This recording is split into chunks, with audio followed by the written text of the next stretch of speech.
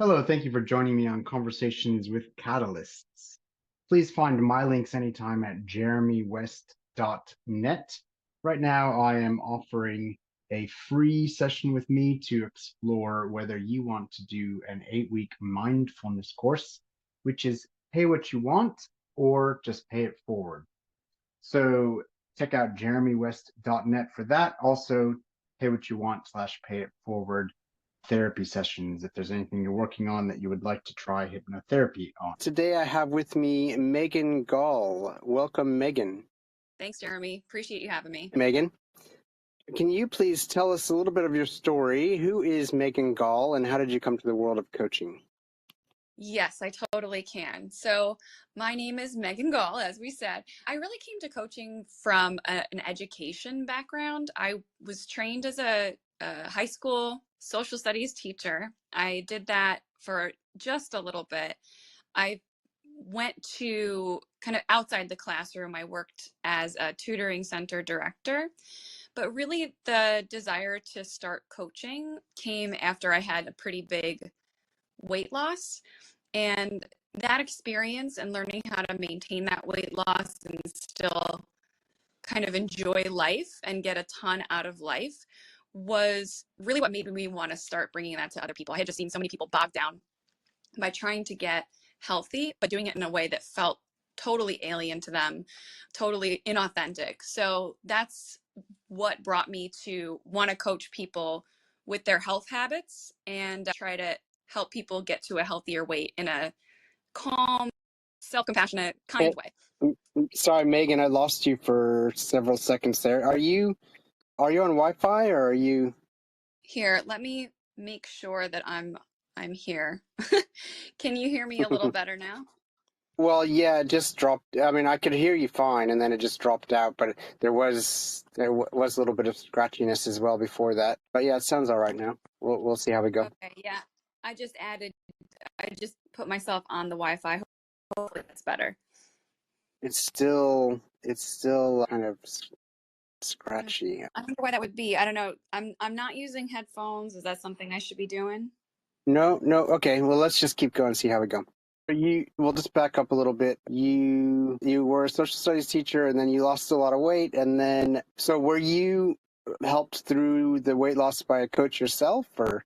Love that question. No, I did get started trying to heal some of my eating behaviors with a cognitive behavioral therapist who's worked with people who wanted to change disordered eating habits before.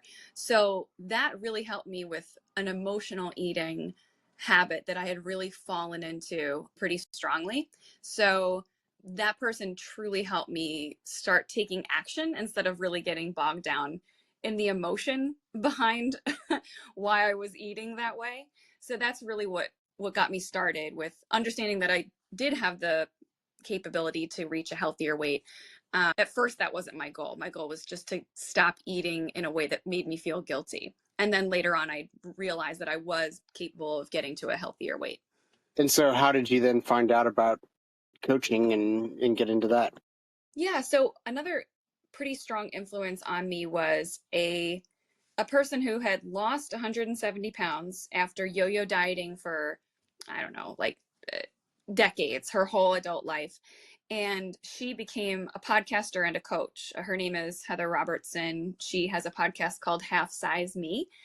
And I really think I wouldn't have thought about coaching unless if I hadn't learned about her, understood her kind of approach, which was so rational, so calm, so like logical and unemotional. And I really admired that. And it helped me so much. And she really inspired me to want to go towards coaching.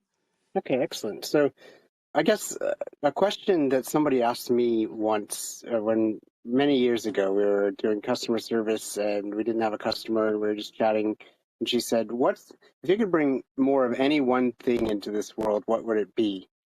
And it took me a minute to answer it, but I thought that's a really good way to boil down really quickly what is your sort of purpose in life. So, Megan, if you could bring more of any one thing into this world, what would it be?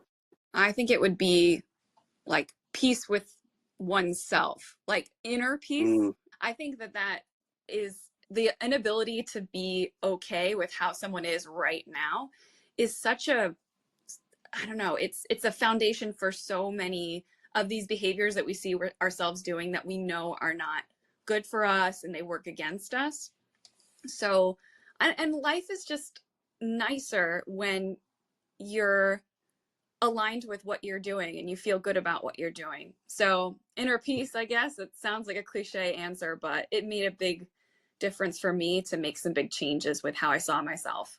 No, I think it's, well, I said to someone recently on this podcast, cliches become cliches because they're true. Yeah. And so I think world peace really does begin with each individual having peace within themselves, because generally when we start fighting with other people, it's because there's something not right with ourselves.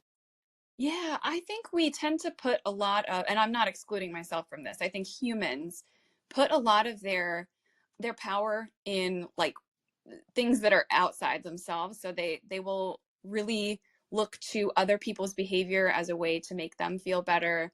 So I felt awful today because the people at work weren't welcoming, or because my partner didn't take out the garbage, or because my kids were really off the wall today.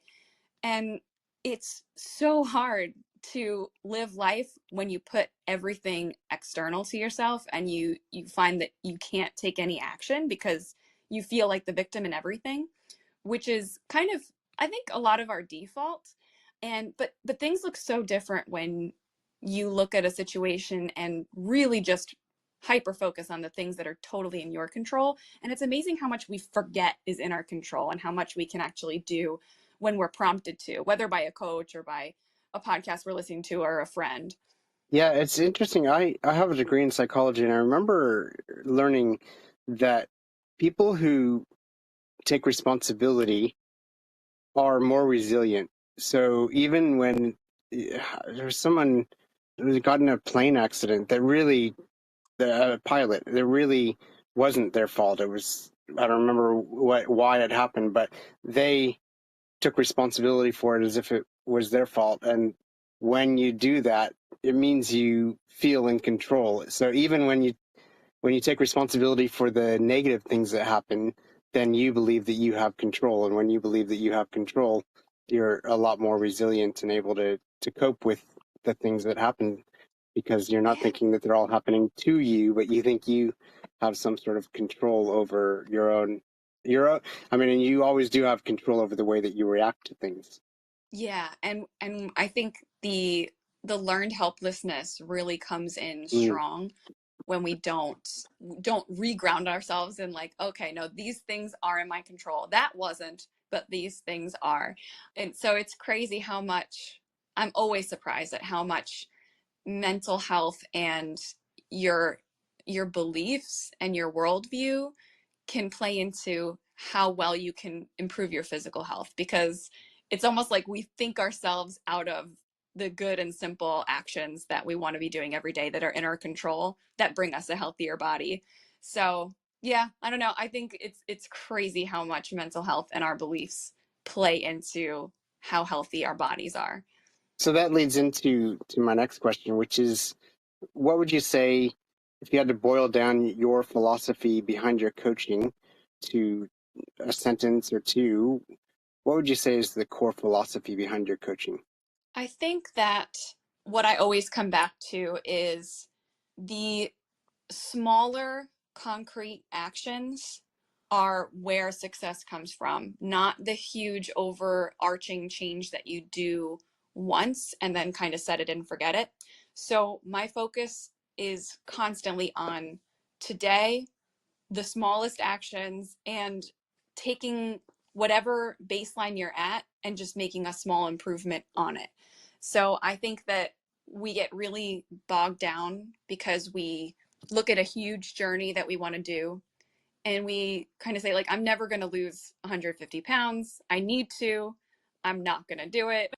And some people would look at that problem and then take a huge step to try to change things. And people do all the time. People would clean out their pantry, cut out 3 different food groups, and try to go to the gym 5 days a week. And that is actually backwards to lasting change because it is not sustainable in our lives.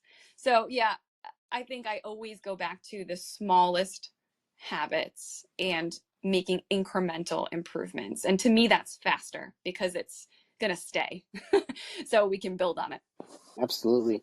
So can you give us a success story of someone that you've worked with, where they started and where they ended up? Oh yeah. So I'll give a recent client.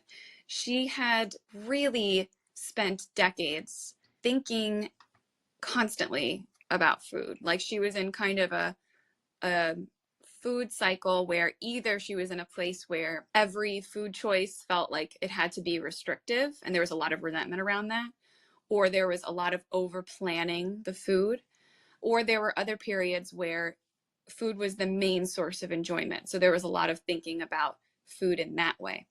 So we had been working together for about 6 months or so, and she had achieved weight loss. But I think the biggest thing that she mentioned that was a change was that her thoughts were so much calmer around food. Her thoughts were not, she was making quick decisions in the morning and kind of leaving it that, or like creating really simple structures to reduce those food thoughts, the food decisions all day, every day, the should I have this, should I not have this.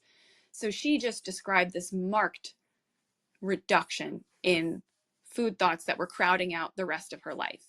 And that was really meaningful to me because I've been in that place as well, where you feel like that's the only thing that is fun in life, or it's the only thing that calms you down from stress. So I loved hearing that she saw that very marked change in her thinking. So it sounds like she found a bit of inner peace. Yeah. Oh, so true. I was glad to hear it. So when you're working with clients, what are some common challenges that I know everyone's different, but what are common challenges that you keep seeing with lots of different clients, and then how do you guide them through those obstacles? I see a lot of folks who they start off quite resistant to looking honestly at the food intake. And I think that comes very understandably from years of being told what's good and what's bad. If you see a day of your food journal and there's ice cream and there's chocolate on it and there's pizza because you didn't have time to thaw the chicken, then that day feels like a failure, even if very logically there could have been a half cup of ice cream, 2 squares of chocolate, and 2 slices of pizza with a side salad. And maybe that was completely working towards their goals, whether their goal was reaching a healthier weight or having intentional meals and snacks. But a lot of folks find a lot of difficulty in putting those quote unquote bad foods down in their food journal and looking honestly at it. So they might have had like a past history with a diet where those things were never allowed. So they're eating the things, they enjoy the things, but they don't want to see them on paper because they have this belief that it's bad and that it's not, doesn't fit their healthy lifestyle, it doesn't fit their goal. So what we work on there is kind of looking at the journal as a source of data and a source of information about what the person really enjoys, what flavors the person really enjoys. Though if they're going down in the food journal, that means there's something about them that is enjoyable, and we should probably find a way to incorporate them in their health journey. So whatever new healthy habits they're working on, more vegetables, smaller portions, we want to use the quote unquote bad foods in their food journal and include them on purpose. That's my approach, but there's a lot of information out there that makes a lot of clients start off with a lot of reluctance to put those foods down in the food journal. So how do you help them through that? So we definitely do a lot of clarifying of what a successful day looks like. And so what we do is kind of, I do some motivational interviewing, some questioning techniques that really get at why the client thinks, what the client thinks of that food, what are their beliefs behind the food. So if they had ice cream and they did not put it in their food journal, the questioning becomes like, well, how do you see ice cream fit into your healthy lifestyle? Do you see yourself cutting it out completely? if you look at yourself 6 months down the road, how do you want to be treating ice cream? When do you want to have it? When do you want to pass it by? So we kind of take out, we name the moral judgment. Like if they say, I know it's junk food, I know it's bad food, I kind of mention that they used those words and ask them why. Find out what's behind that, because often those foods can totally fit in some way in their diet. It's just a matter of finding out how much they would like to have them show up in their day. So that's kind of what I do. I like to dig into the beliefs behind the food and get at how they see themselves treating it in an ideal world. So have you been spying on me, or is it not just me that eats way too much ice cream? Ooh, too much. I love it. For me, it's peanut butter and chocolate. Those things happen almost every day. Reese's. Yes, Reese's, my favorite. I have a sweatshirt that shows my love of Reese's. Like it just has the Reese's logo on it, and I buy Reese's merch. It's so good. So Reese's, if you're out there listening and you want to, that's a placement ad for you in a weight loss, just send me all the Reese's. Okay, so so you're saying that it's all about manageable goals and not trying to start out way too big, but starting. So can you walk us through a little bit of that process and how clients come up with those manageable goals, and then how you can hold them accountable to that? Yeah. So often we'll have an initial, either a kickoff or a goal setting session where we go through what they want to see. And I think the question that I like to ask is, if we were to speak in 6 months, what would you have to see in order to be happy with your progress? And I love that question. I got it from, there's a business coach named Greg Faxon, and he uses that in his kickoff sessions, and I stole it from him. But I think it so nicely allows the person to articulate what behaviors they want to see themselves do. Like we get stuck in the outcome of like, I want to see myself 30 pounds down. The 6 months question helps them be more realistic and also helps them get at what the daily routine they want to see themselves doing is. So I want to see myself bringing my lunch to work. I want to see myself eating for fuel and reducing the amount of times I eat for emotions. So that those kinds of questions during the kickoff session help me get an idea of the actions that will support that outcome. And then I kind of run by the actions with them and I say, well, it sounds like this could be helpful. Have you tried that? Where are you with that? If you're skipping meals, have you tried kind of setting eating windows for yourself and keeping yourself accountable to 3 meals a day? So I use those questions to get at the key habits of someone who would get to that result. And we work on installing those habits kind of one at a time or 2 at a time at most. And then if they come up with, this week, what I'm going to do is quit ice cream and quit pizza and empty my pantry, how do you help them to scale back when they're trying to make too big of changes all at once? I love that. And I'm still working on this because I'm someone who doesn't want to quash initiative and energy, but I really want people to be honest with themselves and to look at their past and what they're capable of and use that information to give themselves reasonable tasks and not outlandish tasks that feel like they can only be kept up for a few weeks.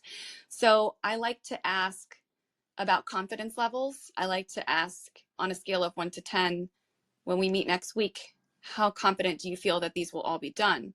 And I like that it kind of helps the person picture themselves 3 days into their crazy busy work week and where they will be and whether every single one of those things they listed will be realistic in their schedule. I really like to take a few minutes at the end of each session to have the person look at their calendar and check in on extra busy work projects or a crazy week where they're shuttling their kids everywhere. I like to use those kind of concrete examples of what's coming up to help the person get a a stronger idea of what they can do in the next few weeks. And I actually do try to keep it to 1 week, because it's hard to think too far out when you're making those small changes. You really want to focus on the present. So yeah, that's kind of what I do to prompt the person to think again about how much is realistic. And in the opposite direction, what's your strategy for helping clients overcome self-doubt or a lack of motivation? So this is something I'm working on, because my initial feeling is always wanting to rescue the person from feeling like they can't do it. So I have noticed myself in the past say what very encouraging things of like, I know you can do it, and that kind of thing. And I want to step back from that, because I do want the person to, I don't want to invalidate what that person is feeling, because that person is clearly noticing something in their past that makes them think this is not possible for me right now. I'm not 8 to 9 to 10 I'm not an 8 or a 9 and a 10 on the confidence scale right now. So I like to say, like, what is the concrete thing that you think will stand in your way of doing this? Sometimes it is a concrete thing, like I think I'll be too busy and I'll forget about it, and or like something at work will pop up and I won't have time to do this. And when that happens, we kind of create a contingency plan or a minimum. I find minimums really helpful, because they allow a person to still feel that inertia moving towards their goal, because they haven't fallen off anything. They're still taking an action for their goal, but that action is easier, it's more realistic. So that's kind of my strategy, getting the concrete barriers out in the open and trying to solve them the best we can during the session. And also trying to install some minimums to help the person see that I don't have to stop. I can pause, or I can take a smaller step and still move towards what I want to do.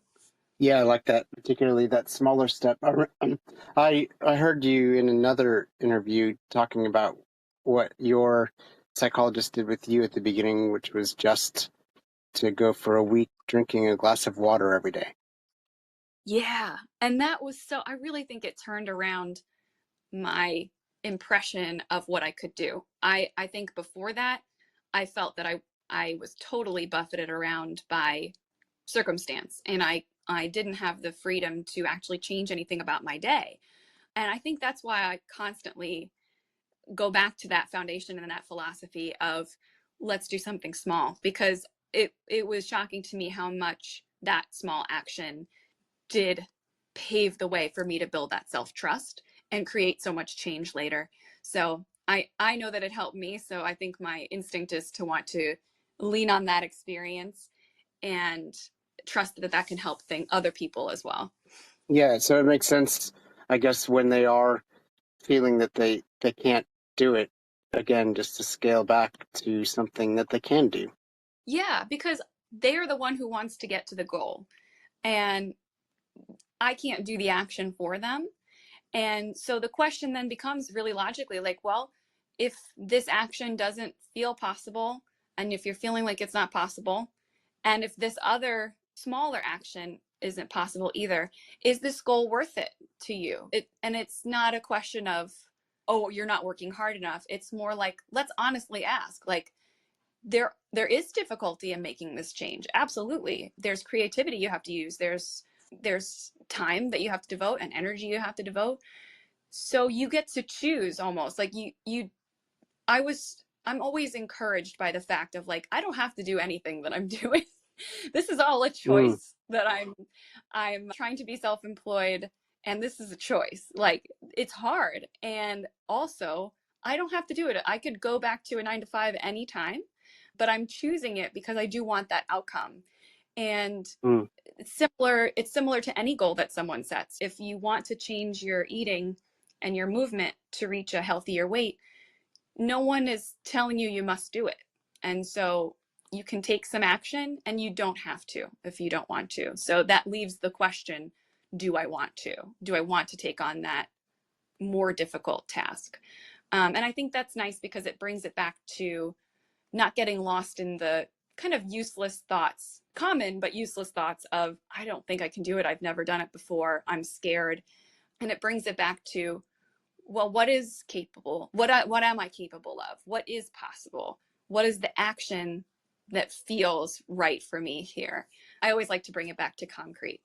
Yeah. And speaking of it all being little actions, I don't remember who I'm stealing this from, but somebody said that, and they would have stolen it from somebody who stole it from somebody who stole it from the ancient Greeks, who stole it from somebody else. But every action that you do is a vote for the kind of person that you want to be. I like that. I never heard that before. The person I was talking about, the Heather Robertson, who has lost 170 pounds and maintained it.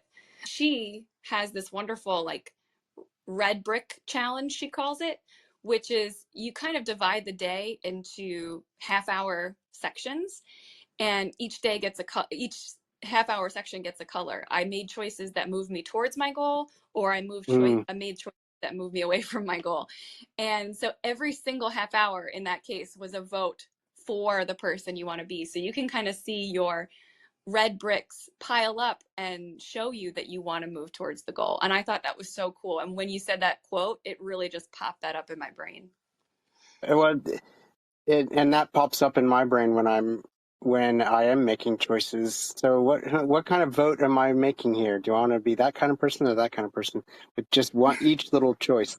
Yeah. Oh, it's so powerful. Yeah. What's one piece of wisdom that you consistently find yourself? You just find it coming out of your mouth again, whether it's clients or friends or family. Yeah. What's one piece of wisdom that you're constantly sharing with people? Ooh, that's a good one. They all flew out of my head just now. Let's see. That's okay. I think one thing that I often bring up when folks are feeling that like exhaustion is kind of like taking that step back perspective of viewing the wins. So I'm sure all the coaches you talk to talk about our brains evolutionarily being focused on the negative, just as a way to be safe from the lions and tigers and alligators out there in our evolutionary brain. So it makes sense that all of us are focused on what someone didn't do. So I think what I like to bring up when someone's feeling exhausted or unsuccessful is a concrete look at what are the things you did this week that you're glad you did. You did this for future you did this for your kids, or even like this is something that has nothing to do with your health goal, but you notice that it's a change in your thinking, or it's a change in what you might have done in the past. So yeah, I like to focus on bringing up the positive evidence to counter that negative bias that we all have in our brains. 100%. Yeah. Such a huge difference in life. I'm not one who believes in manifesting in such a way of like closing your eyes and dreaming of that Ferrari and then the Ferrari will appear in front of you. But I definitely know that the way that you look at things is how you're going to see the world and how your mindset is going to be. So the more that you can notice the good things, and that's why I start with a gratitude meditation every single day, because our brain automatically looks for all the negative crap, but if you can just see all the positive stuff in life, then you'll start having a better life immediately without any changes happening, because you'll be looking at the world through those positive glasses. Well, it doesn't mean you're not going to see the negative as well, but at least add on the positive to it. Yeah, you're helping the scale tip a little bit in the positive direction if you can. I love the idea of a gratitude practice. It's hard for me to keep it up sometimes because it's a challenge. Like, what do you do when you are challenged to think of something that you're grateful for? Do you have any like backups or like ways to get your perspective a little bigger? Yeah, I cheat. I do, and I'll put a link to it on my page, jeremywest.net. But I use a YouTube it's like a 12-minute meditation, and it says, I'm grateful for the flowers. I'm grateful for it. Just gives me all the stuff to be grateful for. And that makes me, when I'm doing that, I am thinking of the stuff in my individual specific life that Oh, relates to that. But yeah, I don't have to come up with it at all. I love that. I think one thing that I try to do if I'm in that brain space where I'm like nothing's good, I like to like look out the window and like imagine that something Mm. disappeared and kind of ask Ah, myself like, well, how would life be if that thing didn't exist? And then it makes me wow. thankful for that thing. If like Yeah. the flowers, or even we have in Staten Island, which is where I live in New York, we have this like odd few packs of wild turkeys, like feral turkeys that just, so if I see a pack of turkeys that makes me laugh and then I imagine they weren't there, I'm like, no, I'm grateful for these turkeys. They gave me a little joy today. So I like to imagine that something disappears and that helps me think of something. Yeah, well, so I do improv theater, and which I find is the most mindful that I am besides meditation is when I'm either practicing or performing improv, because you're with, and I highly recommend it if there's an improv theater in your area. You don't have to perform; you can take classes and just learn the techniques, and it does make you mindful because you're standing there with someone else, making something up on the spot with them without talking about it. And you just really have to be paying attention to what's happening, not thinking about all the chores that you have to do or what you're going to have for dinner or whatever else. What was my point? Oh, there's a lot of games and stuff that you do in improv. And one of them I have used with clients, which is when they can't come up with what they can be grateful for. And instead of saying, I am grateful for this or thank you for that, the game is to just say, what's not wrong with my life? What's not, and then you can say, well, I have a house. And what's not wrong with my life? Well, I have a car. And at least if you can't be saying thank you, you're at least noticing the things that aren't wrong right now. Oh, I think that's awesome. And can I just say, I've never thought of improv as being a mindfulness Mm, exercise. But when you said that, it made so much sense because you're in the moment. You really can only listen. That's what you have to do. You have to react in the moment. You can't be spaced out. And I think it's probably a have you real done growth it? point for me. No, I've never done it. I would Okay. imagine it's a I growth was going to point for say, me. if you had done improv, you probably would have noticed it. Yeah, oh, definitely. I It's now so want many to do skills it for or life. suggest it. Yeah, I want to What's that? suggest it to other people. I would Yeah. love to suggest Yeah. it to other people because it really sounds like what you do is you put yourself in the exact present moment. And I think I Exactly. always default to wanting to be mindful on my own because I think it's hard to get into that state of getting out of my head and getting into my body. And I don't want other Yeah. people waiting around for me. Yeah. Yeah. So whenever I'm with other people, I over prepare for job interviews or coaching sessions or even just talking with someone at a party. But it's always better when I don't over prepare and I just get in the moment and listen. So it sounds like a good practice for me. I should probably get started with it. It is. Yeah. So it's that mindfulness, but it's also listening, conversation. The first thing you learn is yes. And I don't know if you've heard of that, but that's the ethic in improv. You don't say no to what the other person's creating. And so it really translates to real life as well, because that's our first instinct is usually to argue with people at work or whatever, like, oh no, that's not going to work because this. So you learn to be positive with other people's ideas and stuff as well. It's a lot of good skills for life, even if you never want to perform it on stage. And New York is an easy place to New York City is an easy place to find improv troops. The New York City stand-up comedians seem to make fun of it and think it's stupid, but I don't find that here in where I live. There's not such a divide between stand-up comedians and improv people. But anyway, Oh, that is true though. I do see that divide, like the cynical stand-up comic, the yeah, self-deprecating stand-up comic, and like the really yeah, energetic improv people. It's such a yeah, divide. yeah. Oh, and it's a team sport too. everyone's working together, whereas in stand-up comedy, I've done a bit of both. In stand-up comedy, it feels much more like you're competing against everybody else, but you're all working together. And anyway, we've gone way off topic here. Let me ask you two final questions. And these, you mentioned the question that you stole from. Who did you steal that question from? Heather Robertson? Oh no, Greg Faxon. Maybe. Great. Yeah. Anyway, I've stolen my last two questions that I'm going to ask here from comedian Mike Kaplan, who has a podcast called Broccoli and Ice Cream. And these are the final two questions he always asks. And I know it's okay that I've stolen them because he was the guest on episode 20, a few episodes back from yours. And I asked him those two questions, and he was happy to be asked them. So here they are. It's basically to just make sure we haven't missed anything that we could have covered in this. Obviously, there's lots we could cover, but these two questions are, you can answer no, that's fine. That maybe we have covered everything we need to cover today, or if you have something, then that's great as well. So basically, first one is there anything that we were talking about that you didn't get to say as much as you wanted to because we did head off in a different direction or go on a tangent? Ooh, that's a good question.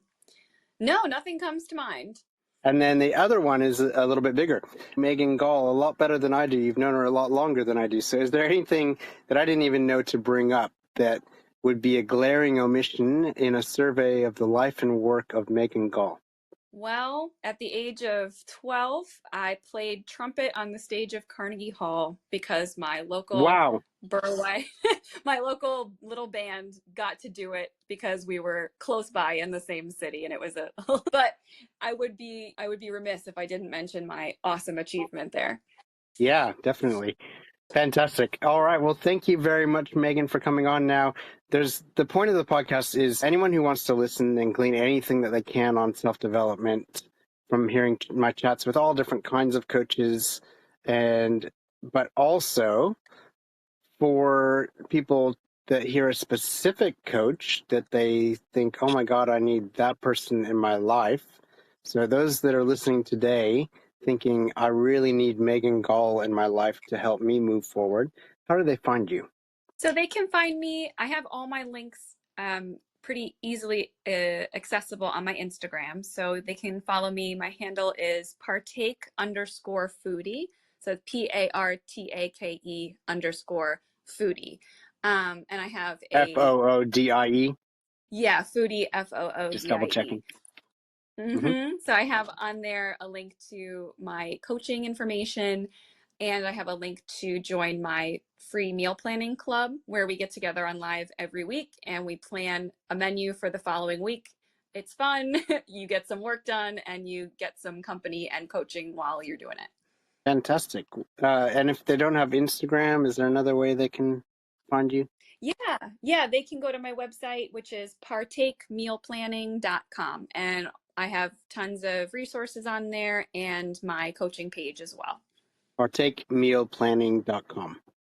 That's it. Thank you. And anyone who needs to reach me, it's jeremywest.net. That has all my links, including to all of these episodes. And what did I say I was going to put up there? Oh, a link to the gratitude meditation that I do will be there by the time this airs. Thank you very much, Megan, and I hope to talk to you again soon. Yeah, this was great. Thank you for having me, Jeremy. Thank you.